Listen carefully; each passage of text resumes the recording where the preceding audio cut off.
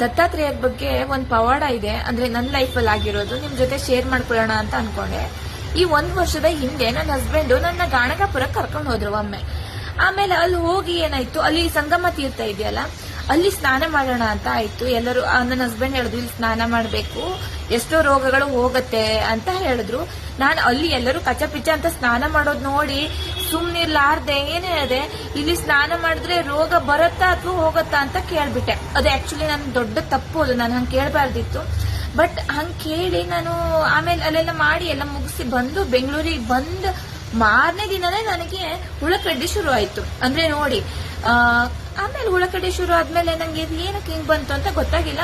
ತುಂಬಾ ಹಾಸ್ಪಿಟ್ಲಿಗೆಲ್ಲ ತೋರಿಸ್ದೆ, ತುಂಬಾ ಕ್ರೀಮ್ಸ್ ನ ಯೂಸ್ ಮಾಡಿದೆ. ಆಲ್ಮೋಸ್ಟ್ 1 ಮಂತ್ ತನಕನೂ ಅದು ಹೋಗೇ ಇರ್ಲಿಲ್ಲ.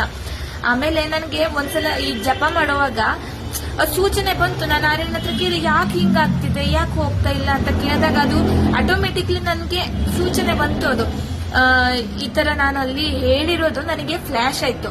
ಓಕೆ, ಇದೇ ತಪ್ಪು ನಾನ್ ಮಾಡಿರೋದು ಅಂತ ಹೇಳಿ ದತ್ತಾತ್ರೇಯರ ಹತ್ರ ಕ್ಷಮೆ ಯಾಚಿಸಿ ನಾನು ಸಪ್ತಾಹನ ಹಿಡ್ಕೊಂಡೆ, ಅಂದ್ರೆ ವ್ರತನ ಹಿಡ್ಕೊಂಡೆ 1 ವಾರದ್ದು. ಅದನ್ನ ಮಾಡಿದ್ದ 1 ವಾರದಲ್ಲಿ ಸಂಪೂರ್ಣ ಕ್ಲಿಯರ್ ಆಯ್ತು ನೋಡಿ. ಅದು ಯಾವ ಮೆಡಿಸಿನ್ ನಾ ಯೂಸ್ ಮಾಡಿಲ್ಲ, ಅದನ್ನ ಮಾಡಿದ ತಕ್ಷಣ ಕ್ಲಿಯರ್ ಆಯ್ತು ನೋಡಿ. ದೇವರಲ್ಲಿ ಎಷ್ಟು ಶಕ್ತಿ ಇದೆ, ಅದರ ಪವಾಡ ನೋಡಿ ಆ ತೀರ್ಥ.